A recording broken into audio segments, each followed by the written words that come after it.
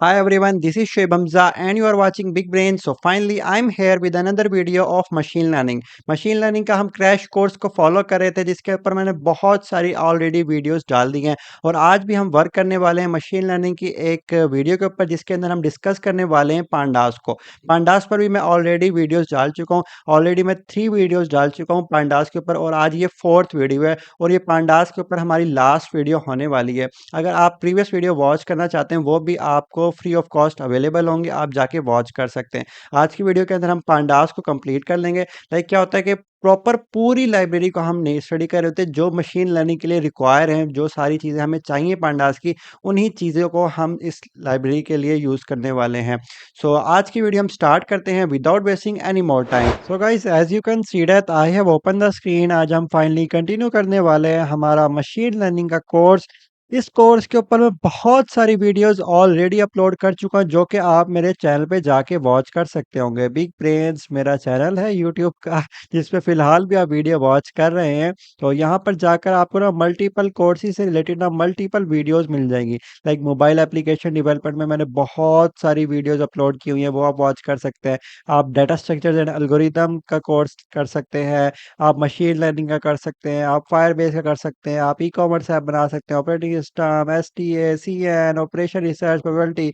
तो बहुत सारे कोर्सेज मैंने फ्री ऑफ कॉस्ट यूट्यूब पे करवाए हैं और आप भी करवा रहा हूँ और आगे भी टाइम टू टाइम मैं ऐड करवाता जा रहा हूँ। तो उसके लिए आपको क्या करना है, सिंपली मेरे चैनल पे जाना है, विजिट करना है एंड वहाँ पर आप जाके लर्न कर सकते हैं। सो आज का वीडियो हमारा किस बारे में है? आज का वीडियो हमारा जो है ना वो पांडास के ऊपर है। लाइक हमने ना पहले भी पांडास पे काम किया था। लाइक ये देखिए पांडास की पहली वीडियो मैं अपलोड कर चुका हूँ, सेकंड वीडियो भी अपलोड हो चुकी होगी, थर्ड वीडियो भी जब तक आप वीडियो वॉच करे होंगे ये वाली भी तो वीडियो अपलोड हो चुकी होंगी। तो 3-4 वीडियोस ऑलमोस्ट होंगी पांडास के ऊपर। लाइक आज जो वीडियो आप देख रहे हैं ना पार्ट 4 है। तो इस वीडियो से ऑलरेडी अपलोडेड होंगे पार्ट 1, पार्ट 2, पार्ट 3। तो इधर आ जाते हैं एंड यहाँ पे मैं आपको एक्सप्लेन कर देता हूँ। लाइक पार्ट 1 जो था ना हमारे पास वो मैं अपलोड कर चुका हूँ, पार्ट 2 भी अपलोड हो चुका होगा जब तक आप ये वाली वीडियो देख रहे होंगे, तो पार्ट 3 भी अपलोड हो चुका होगा और करंटली जो आप वीडियो वॉच कर रहे हैं पार्ट 4 की है। तो अगर आपने पार्ट 1, 2, 3 मिस कर दिए हैं ना इन केस, तो आपके लिए वीडियो नहीं है। तो आपके लिए पहले ज़रूरी है कि आप पार्ट 1 वॉच करें, पार्ट 2 वॉच करें, पार्ट 3 वॉच करें, देन ही पार्ट 4 की तरफ आए। आज का हमारा काम क्या है? आज का सिंपली हमारा काम ये है कि हमने कैगल को एक्सप्लोर करना है। कैगल हमारे पास एक वेबसाइट है, लाइक आप कह सकते हैं जैसे जो होते हैं ना मशीन लर्नर्स होते हैं, लाइक डेवलपर्स होते हैं, उनके अलग अलग से प्लेटफॉर्म होते हैं। तो कैगल भी हमारे पास एक प्लेटफॉर्म है, लाइक जो मशीन लर्निंग के मॉडल्स ट्रेन करते हैं ना उनके लिए किस्म का कह सकते हैं गिटहब अकाउंट हो सकता है या गिटहब प्लेटफॉर्म जिस तरह से कह सकते हैं आप, इस तरह का होता है कैगल हमारे पास। एक वेबसाइट है बेसिकली। तो वहाँ पे क्या होता है, वहाँ पे आपके पास ना डेटा सेट्स अवेलेबल होते हैं, डिफरेंट टाइप्स के डेटा सेट मिल जाते हैं आपको। वहाँ पे कोर्सेज डिफरेंट मिल सकते हैं, कोर्सेज मिल सकते हैं, ऐसा आता है आई गेस। कोर्सेज की स्पेलिंग भूल गया हूँ। स्पेलिंग बड़ी बड़ी माशाल्लाह है। तो इधर आते हैं एंड मैं आपको कैगल एक्सप्लोर करवाता हूँ। कैगल क्या कहलाएंगे ना, your machine learning and data science community. तो basically machine learning and data science वालों की एक कम्युनिटी है। ओके, तो इसको मैं ओपन कर लेता हूँ। kaggle.com ये वेबसाइट है हमारे पास। तो यहाँ पे आप देख सकते हैं कंपटीशंस होते हैं, मल्टीपल काइंड्स के डाटा सेट अवेलेबल होते हैं, मॉडल्स बने बनाए मिल जाते हैं, कोड मिल जाते हैं, डिस्कशंस होती हैं, कोर्सेज यहाँ पे मिल जाते हैं आपको। और भी बड़ा कुछ यहाँ पे एक्सप्लोर करने के लिए है। ओके, तो यहाँ पे डाटा सेट आप सर्च करेंगे, डाटा सेट्स भी आ सकते हैं यहाँ पे। ओके, यहाँ पे बड़ा कुछ मिलेगा आपको, लाइक 464,000, लाइक तकरीबन जिसे कहते हैं ना 4,64,000 डाटा सेट अवेलेबल है यहाँ पर। और 1.3 नोटबुक्स अवेलेबल है। किस तरह की जैसे नोटबुक मैं बना रहा हूँ ना, ये एक है, तो उस तरह की यहाँ पर 1.3 मिलियन है। और मॉडल्स कितने ज़्यादा यहाँ पे अवेलेबल है। तो यहाँ पर आपको बड़ा कुछ मिलेगा। ठीक है, तो ये वेबसाइट आपको ज़रूर पता होनी चाहिए। एंड यहाँ पे आप देख सकते हैं नोटबुक्स हैं और ये डिफरेंट मॉडल्स हैं, डीप सीक का मॉडल यहाँ पे आपको मिल जाएगा। ओके, इसको एक्सप्लोर करते हैं थोड़ा सा। ओके, तो यहाँ पे इस मॉडल के बारे में बताया गया है। ओके, ये खुद भी मैंने वैसे फर्स्ट टाइम ही ओपन किया है। एनीवेज तो बड़ा कुछ यहाँ पे आपको मिल जाएगा। कहने की चीज़ ये थी, और यहाँ पे हमारे पास डाटा सेट अवेलेबल होंगे। लाइक जो भी आपको डाटा सेट चाहिए ना, लाइक आज हम काम करेंगे ना वो क्रेडिट कार्ड का होगा। क्रेडिट कार्ड का डाटा सेट हमें अगर चाहिए फॉर एग्जांपल, तो यहाँ पर क्रेडिट कार्ड फ्रॉड डिटेक्शन का हमारे पास आ जाएगा। लाइक ये रहा हमारे पास। تو کافی سارے ہمارے پاس ڈیٹا سیٹ اویلیبل ہوتے ہیں، لائک یہ رہا، اس کے اندر ہے ہمارے پاس کافی کچھ ہے۔ تو اس کا ایکسپلین بھی کیا ہوگا کہ اس ڈیٹا سیٹ کے اندر ہمارے پاس ہے کیا، اور یہ 76 MB کا ہے تو کافی سائز ہوتا ہے ڈیٹا سیٹ کا، تو اس کو ہم ڈاؤن لوڈ کر سکتے ہیں۔ تو down load data set as zip, تو یہاں پہ زپ کے اندر 30 MB کا ہے، تو ہم ڈاؤن لوڈ کر سکتے ہیں یہاں سے۔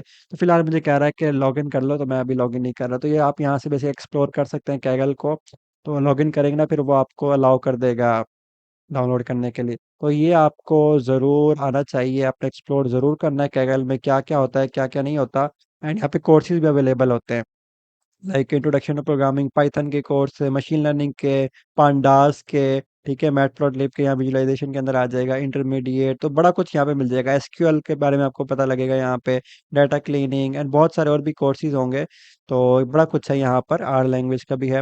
تو پانڈاس کا ہم اس کو اوپن کرتے ہیں، تو یہ میں نے اسٹارٹ کیا ہوا تھا، تو یہ میں نے لرن کیا تھا یہاں سے، انڈیکسنگ کا کافی کچھ دیکھا تھا، تو اس کے بعد پھر میں نے موٹیویشن لیک کر دی تو ابھی یہ کافی ایکسپلور کرنا ہے۔ تو ابھی جو ویڈیوز ہوتے ہیں نا، ویڈیوز کے اندر نا لمیٹڈ کنٹینٹ ہوتا ہے، اگر آپ نے ایکسپلور کرنا ہے نا تو یہاں سے آپ ایکسپلور کر سکتے ہیں، لائک ادھر ہیں اینڈ یہاں پہ پراپر لیسن ہوگا۔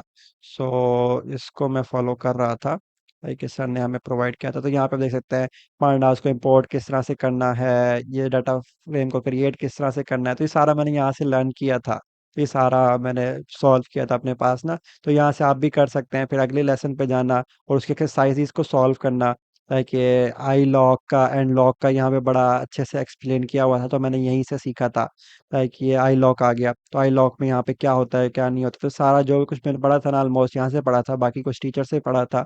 تو ایکسپلور کرنا ہے آپ نے لازمی، ایک بڑی کام کی چیز ہے۔ تو ادھر آ کے بس پھر میری بس ہو گئی تھی پھر میں نے کہا تھا بھائی بڑا ٹائم لگتا ہے یہاں سے، ویڈیو سے یہ ہوتا ہے کہ جلدی کوئک لرننگ مل جاتی ہے، لیکن جو ہمارے پاس اس طرح سے ڈاکومنٹ یا آرٹیکل ہوتا ہے نا، وہاں پہ پھر ایک ایک ورڈ، ایک ایک لائن آپ کو پڑھنی پڑ رہی ہوتی ہے، تو ٹائم بڑا کنزیوم ہو رہا ہوتا ہے، تو 2 2 3 گھنٹے لگ جاتے تھے ایک لیسن پہ۔ پھر میں نے کہا یار بعد میں کریں گے سب کو، اینی ویز اگر آپ کے پاس پلینٹی آف ٹائم ہے تو اب یہاں پہ ضرور ایکسپلور کرے گا ان کورسز کو، تو میرا فرض بنتا تھا، میں نے آپ کو بتانا تھا، تو میں نے آپ کو بتا دیا ہے۔ تو ہم یہیں پہ کریٹ کر لیتے ہیں، لائک اس کو کہہ دیتے ہیں 3 اینڈ 4، ٹھیک ہے، یہیں سے آگے کنٹینیو کر لیں گے جو بھی ہم آج کا کام کرنا ہوگا ہمیں، اوکے۔ تو یہ ادھر آ جاتے ہیں، آج کا ہمارا کام کیا ہے، آج کا جو ہمارا کام ہے نا وہ ہے ڈیٹا بیلنسنگ کے اوپر۔ اب ڈیٹا بیلنسنگ ہمارے پاس ہوتی کیا ہے، ہمارے پاس نا فار ایگزامپل ڈیٹا ہے، لائک ایک بہت ہیوج اماؤنٹ آف ڈیٹا ہے، لائک بہت بڑا، جیسے کہتے ہیں ڈیٹا فریم ہوتا ہے نا یا ڈیٹا سیٹ ہوتا ہے نا، اس کے اندر بہت سارا ڈیٹا ہوتا ہے، اس کے اندر آپ کہہ سکتے ہو کہ 90% آف دا ڈیٹا اگر کسی ایک سائڈ کی طرف ہے، لائک 90% جو ڈیٹا ہے نا وہ کہتا ہے یہ والی بات ہے، اور 10% کہتا ہے کہ نہیں یہ والی بات ہے، تو ہمارا جو ماڈل ہوگا نا وہ 90% والے کی طرف بائسڈ ہو جائے گا، وہ کہے گا بھائی یہ 90% والا جو ہے نا یہی ہے جو ہے، تو 10% والے نا اس کو اگنور مارو۔ لیکن میں آپ کو اور مزید اچھے سے ایکسپلین کرتا ہوں، لائک آج جو ہم ایگزامپل کریں گے نا وہ فراڈ ڈیٹیکشن والی کریں گے، لائک نا ہمارے پاس تھا ایک ڈیٹا سیٹ ہے پراپر پورا، لائک اس طرح سے یہ پورا ڈیٹا سیٹ ہے ہمارے پاس، اس کے اندر کیا ہے ہمارے پاس نا، لائک ریکارڈز ہیں، ٹھیک ہے، ریکارڈز ہیں یہاں پر، اور ہمارے پاس یہاں پر کہہ سکتے ہیں کہ جو اس کا آؤٹ کم ہے، ٹھیک ہے، آؤٹ کم ہم کہہ سکتے ہیں ہمارے پاس کیا ہے، ہمارے پاس ہے لیجیمیٹ، ٹھیک ہے، لیجیمیٹ، ٹھیک ہے، ٹی آتا ہے یہاں پہ، لیجیمیٹ ہے، اینڈ فراڈولینٹ، FRAUD، فراڈولینٹ ہمارے پاس اس طرح سے، یعنی کہ ہمارے پاس نا ریکارڈز ہیں کافی سارے، لائک یہ پہلا ریکارڈ ہے، یہ دوسرا ریکارڈ ہے، تیسرا، یہ چوتھا، یہ کافی سارے ہمارے پاس ریکارڈ ہیں جو کہ بتا رہے ہیں کہ یہ والی ٹرانزیکشن ہمارے پاس لیجیمیٹ ہے، یہ والی ہمارے پاس فراڈولینٹ ہے، یہ والی لیجیمیٹ ہے، یہ والی ہمارے پاس فراڈولینٹ ہے۔ فار ایگزامپل ہمارے پاس نا ATM کی یا کسی کی بھی ٹرانزیکشن ہوئی ہمارے پاس، فار ایگزامپل 40,000 فار ایگزامپل، اور ہمارے پاس اس کے اندر سے نا جو لیجیمیٹ تھی یعنی کہ صحیح لیگل جو ہمارے پاس ٹرانزیکشن تھی نا وہ تھی 39,980، ٹھیک ہے، تو یعنی کہ تقریباً ہمارے پاس جو موسٹ آف دا ٹرانزیکشن تھی نا وہ اوکے تھی، ان میں کسی قسم کی 2 نمبری نہیں تھی، لیکن ہمارے پاس 20 ایسی ٹرانزیکشن تھی جو کہ فراڈولنٹ تھی، ٹھیک ہے، یہ ہمارے پاس اوکے تھی، یہ ہمارے پاس ایشو کریٹ کرنے والی لائک فراڈولنٹ ٹرانزیکشن تھی۔ تو اب ہمیں اس طرح سے ایک ماڈل کریٹ کرنا ہے جو کہ بتائے گا کہ یہ جو جو ٹرانزیکشن ہو رہی ہے یہ فراڈولنٹ ہے یا نہیں ہے، تو اس طرح کے ماڈل جب ہمیں ٹرین کرنا ہے نا تو ہمیں اس کے لیے ریکوائرڈ ہوتا ہے کہ بیلنس ڈیٹا ہو، بیلنس डाटा सेट हो हमारे पास, लाइक हमारे पास जो डाटा सेट हो ना, वो कुछ इस तरह का हो कि उसके अंदर ना हमारे पास जो टोटल नंबर ऑफ रिकॉर्ड्स हो ना, लाइक कह सकते हैं 40%, चलो कह सकते हैं कि हमारे पास फ्रॉडुलेंट है, एंड 60% हमारे पास कह सकते हैं हमारे पास लेजिमेट है, लाइक 40% फ्रॉड वाले थे और 60% हमारे पास ओके थे रिकॉर्ड, तब भी हम कह सकते हैं कि काबिल कबूल है। बट ये वाली जो सिचुएशन मैंने आपको कभी बताई थी ना कि most of the case, like यहाँ पे क्या होगा, ऑलमोस्ट हमारे पास 99% जो ट्रांजेक्शन होंगे ना वो लेजिमेट होगी, और सिर्फ 1% ट्रांजेक्शन ऐसी होगी जो कि हमारे पास फ्रॉडुलेंट होगी। तो अगर इस डाटा सेट के, इस तरह के डाटा सेट पे अगर हम अपना मॉडल ट्रेन करने लग जाए ना, तो वो जो 1% वाला या कोई भी फ्रॉडुलेंट ट्रांजेक्शन होगे ना उसको इग्नोर करना शुरू कर देगा।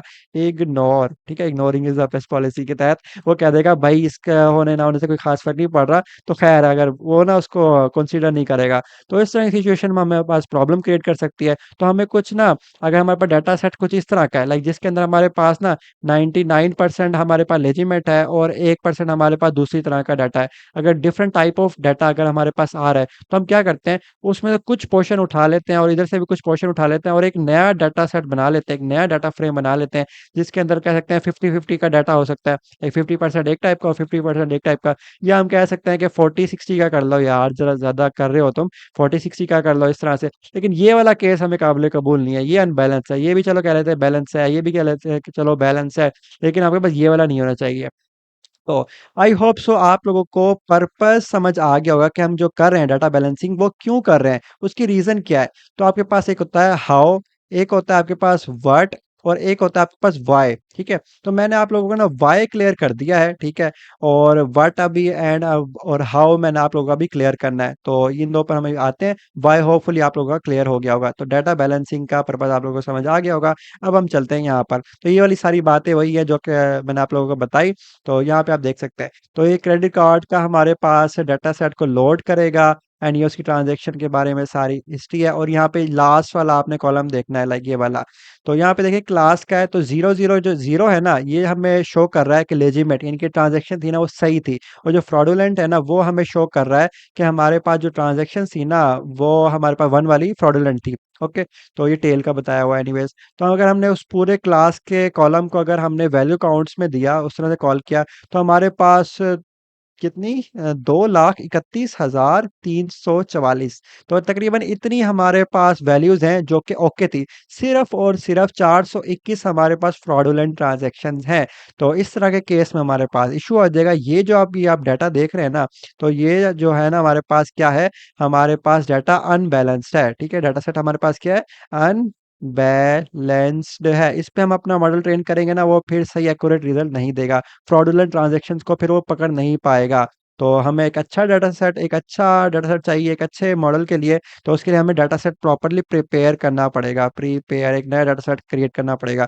तो क्या करें इसका, भाई कोई सोल्यूशन आपके माइंड में आ रहा है? तो एक सोल्यूशन मेरे माइंड में ये आ रहा है कि इसमें से कुछ ट्रांजैक्शन को मैं उठा लूं, लाइक ये तकरीबन 2,31,344 है ना, तो इसमें से मुझे भाई दे दो, आप दे दो 450 ट्रांजैक्शन दे दो सिर्फ, और यहाँ से ये 421 दे दो, 421 ट्रांजैक्शन। तो इन ट्रांजैक्शंस को मिला के ना मैं एक और नया डाटा सेट क्रिएट कर दूंगा। अब देखें हमारे पास जो लेजिमेट ट्रांजैक्शन है वो कितनी है, 450 है, और जो फ्रॉडुलेंट है वो कितनी है, 400 की, इनका ऑलमोस्ट करीब करीब है। तो हम कह सकते हैं इस तरह का डाटा फ्रेम अगर या डाटा सेट हमारे पास होगा ना, वो क्या होगा, वो होगा हमारे पास बैलेंस, ठीक है, बैलेंस्ड होगा हमारे पास। ओके, सो इसके बाद ये सब हम बाद में आते हैं, पहले हम इतना काम कर लेते हैं, इसको लोड कर लेते हैं हम अपने पास, लाइक इस तरह से।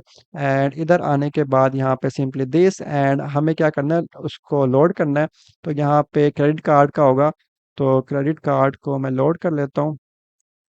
Data frame is equals to pandas dot read underscore CSV, and like this, and यहाँ पे ये आ गया, एंड इसको मैंने कर लिया कॉपी, एंड यहाँ पे कर लिया पेस्ट, एंड लाइक दिस।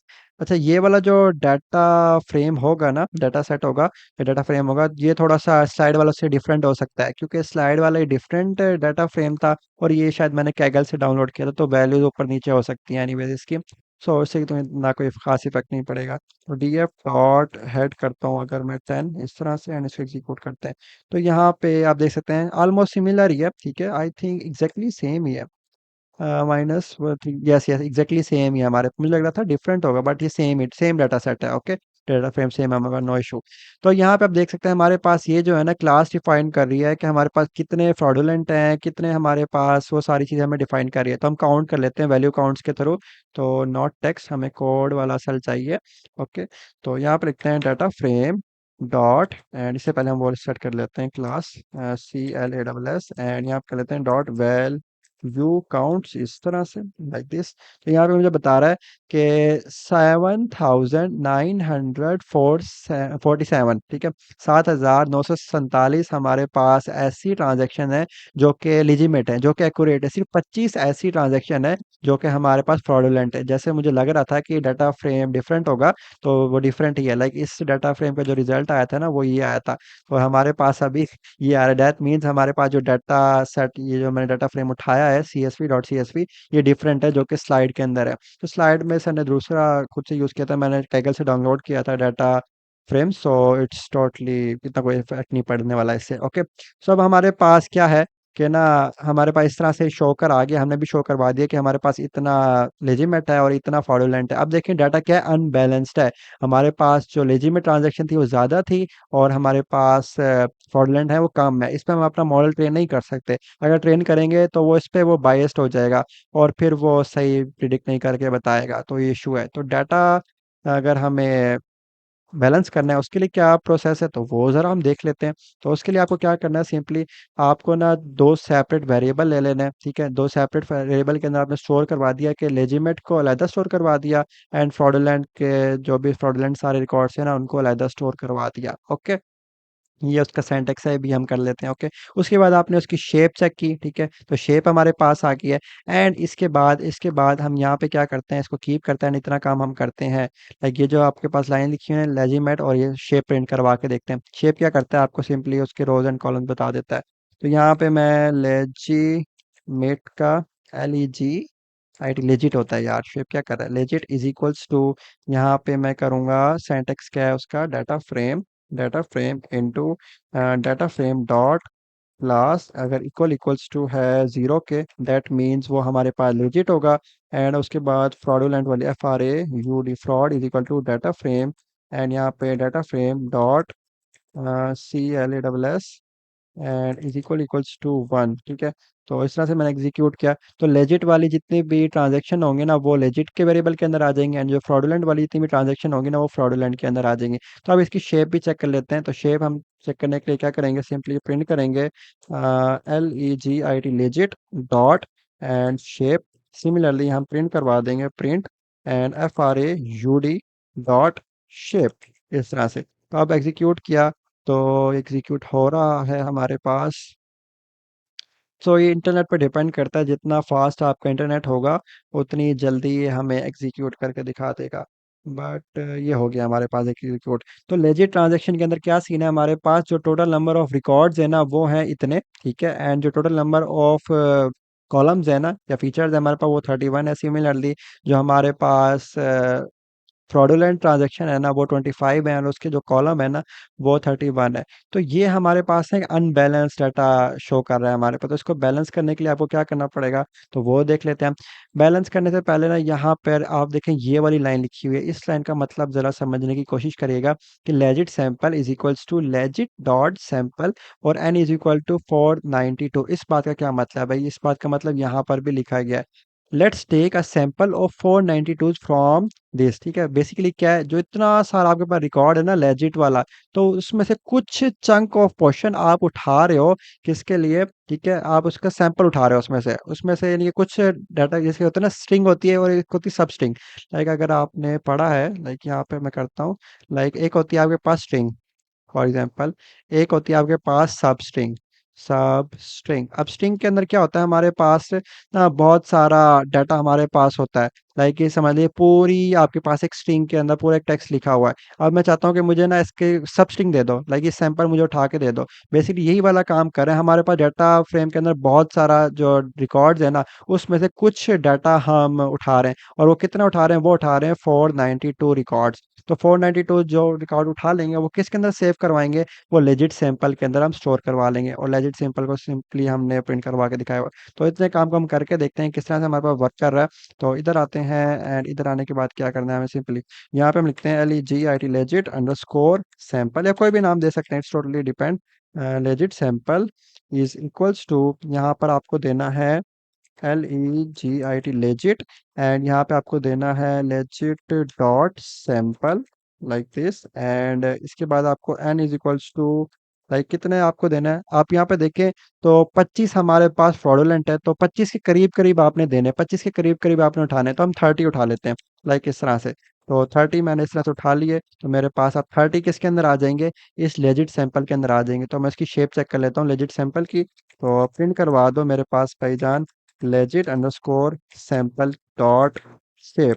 अब देखते हैं हमारे पास क्या रिकॉर्ड शो होगा, हमारे पास शो होगा 30 एंड 31, 30 रोज एंड 31 कॉलम हमारे पास होगा। So as you can see that 30 हमने रिकॉर्ड्स उठा लिए, और 31 हमने क्या उठा लिए, कॉलम्स उठा लिए। ओके कूल, इतनी चीज हमें समझ आ गई है। इसके बाद हमारे पास क्या है, इसके बाद सिंपली हमने क्या किया, उसको कनकैटिनेट किया। अब कनकैटिनेट किस तरह से करना है, हमने एक नया, जैसे मैंने आपको बताया था ना, एक नया डाटा सेट क्रिएट करेंगे, उसने सिंपली एक नया डाटा सेट को क्रिएट किया, उसके अंदर क्या किया, कनकैटिनेट कर दिया, कनकैट का फंक्शन उसने कॉल किया, उसके अंदर पैरामीटर्स होंगे उसके इस तरह से, एंड उसके अंदर सिंपली उसने पहला जो एट्रीब्यूट दिया वो लिस्ट दे दिया, जिन जिन उसने कॉलम्स को या रिकॉर्ड्स को उसने ऐड करना था, तो वहां पे आपने वो सारा चीजें दे दी हैं, ठीक है, वो सारी अवेलेबल एलिमेंट सैंपल हो गया, और एक फ्रॉडुलेंट वाला हो गया, और उसका एक्सिस इज इक्वल टू 0 कर दिया।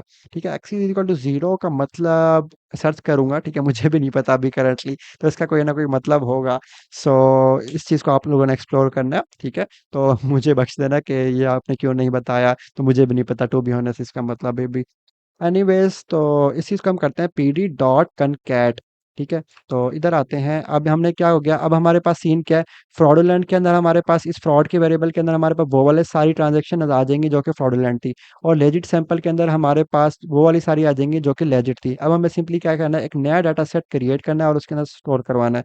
तो मैं कर देता हूँ न्यू DF, ठीक है, इज इक्वल्स टू, यहाँ पे मुझे करना है DF डॉट कैट का मेथड कॉल करना है, एंड यहाँ पे मुझे बेसिकली एट्रीब्यूट्स पास करना है। एक तो था हमारे पास एक्सिस इज इक्वल्स टू 0 था या 1 था इस तरह से, एंड यहाँ पे आपको स्पेसिफाई करना है कि भाई किन किन वेरिएबल्स को आप कनकैट करना चाह रहे हो। एक तो मेरे पास ये फ्रॉड वाला है, एक मेरे पास ये लेजिट सैंपल वाला है, तो एक मैं उठा लेता हूँ लेजिट सैंपल्स, ये मैंने उठा लिया लेजिट सैंपल्स वाला, एंड इसके अलावा एक मैं उठा रहा हूँ कौन सा, फ्रॉड वाला, FRAUD फ्रॉड वाला।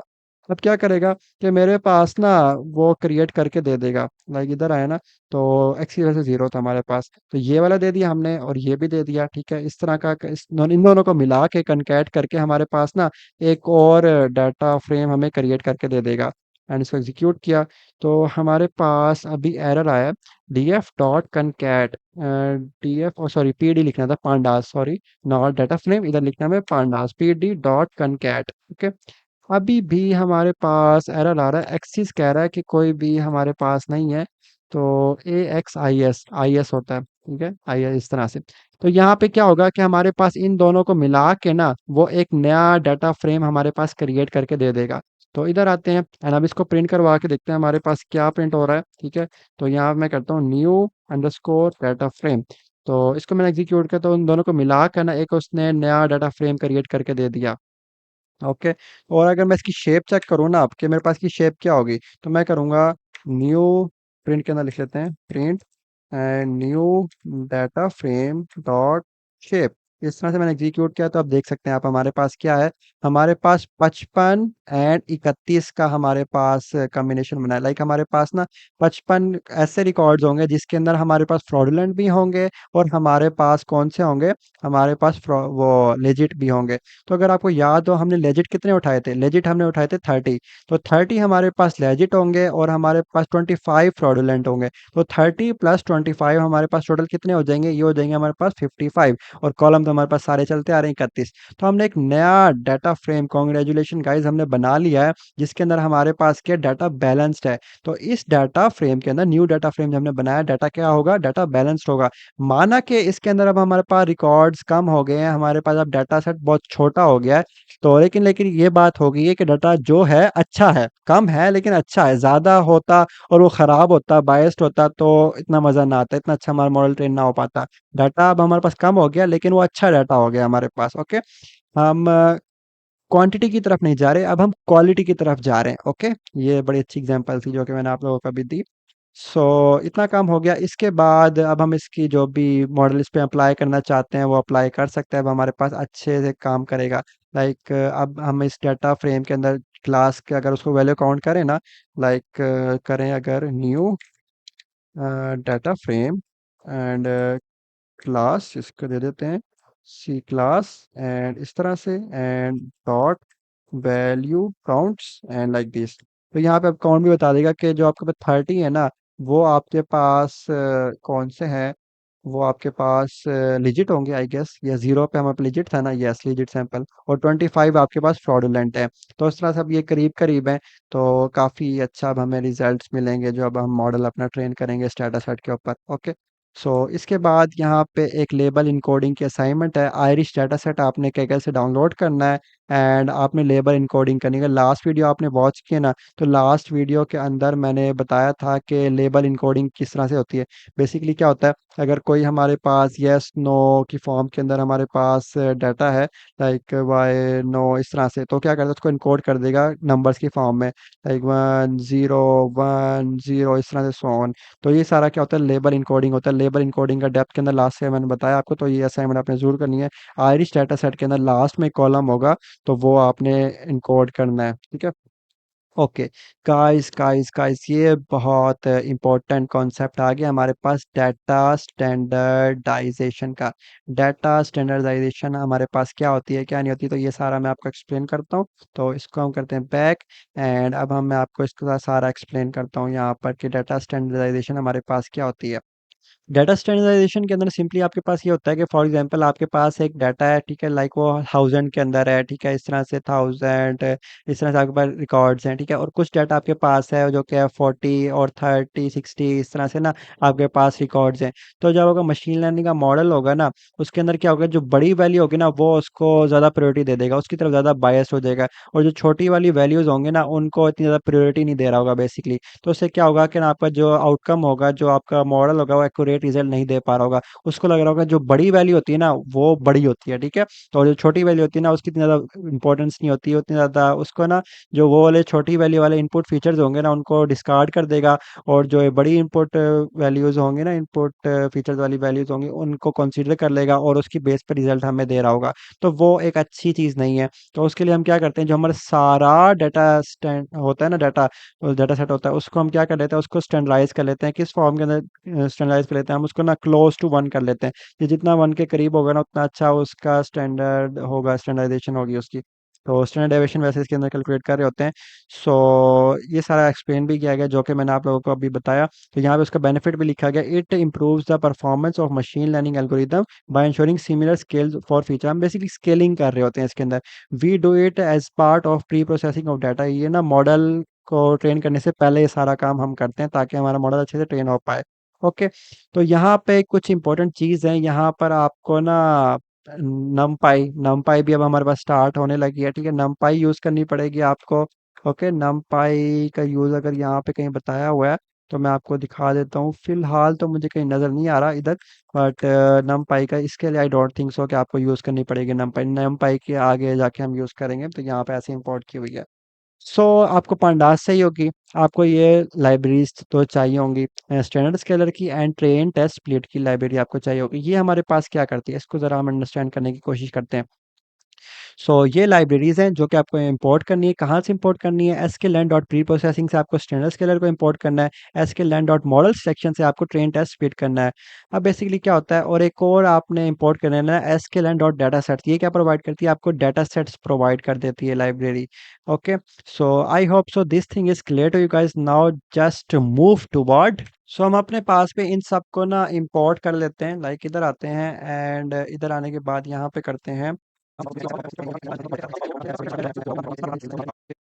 सो गाइस आपको सिंपली ये वाली लाइन लिखनी है और आपका ना जो डाटा सेट होगा ना इसके लाइन से वो लोड हो जाएगा। तो ब्रेस्ट कैंसर वाला डाटा सेट मैंने लोड कर दिया है।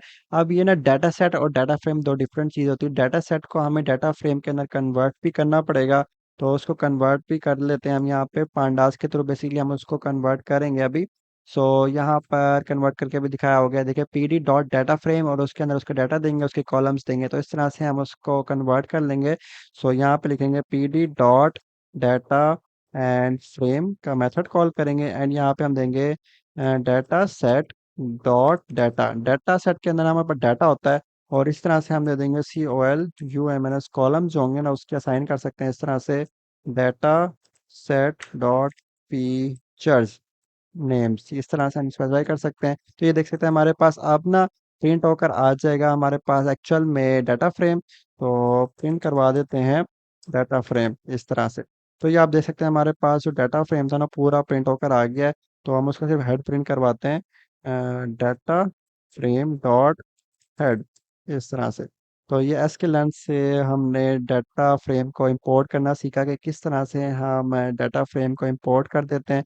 इसकी इन्फो भी निकाल के चेक कर लेते हैं कि कहीं हमारे पास कोई नल वैल्यू तो नहीं है। इन्फो, ठीक है। इस तरह से मैंने एग्जीक्यूट किया तो 5 6 10 हमारे पास टोटल हैं, और ये सारी हमारे पास नॉट नल वैल्यू है, सारी ही फ्लोट उसके अंदर है। परफेक्ट हो गया, अच्छा डाटा सेट है हमारे पास। ओके, अब हमें करना क्या है, हमें ना इस डाटा सेट की हमें स्टैंडर्ड डेविएशन चेक करनी है कि स्टैंडर्डाइज है या नहीं है। तो उसके लिए आपको क्या करना है, आपको सिंपली करना है data set dot S T D calculate करना है। तो यहाँ पर इसका सिंटैक्स ये नहीं होता, इसका सिंटैक्स डॉट डाटा करके होता है, dot data dot S T D, इस तरह से। तो ये आप देख सकते हैं हमारे पास ना 228 बहुत ज़्यादा डेविएट हो रहा है हमारा डाटा आपस में ना। तो ये प्रॉब्लम है, ठीक है। डाटा हमारे पास स्टैंडर्डाइज नहीं है, तो उसको स्टैंडर्डाइज करना पड़ेगा। स्टैंडर्डाइज किस तरह से करना है आपको, उस चीज़ के ऊपर आ जाते हैं हम सिंपली। तो उस चीज़ के लिए आपको क्या करना है, यहाँ पे काफ़ी लंबा काम है, वैसे मेरा गला ना बोल बोल के थक गया है। तो मैं ज़रा 5 मिनट की ब्रेक कर लूँ, उसके बाद कंटिन्यू करूँगा।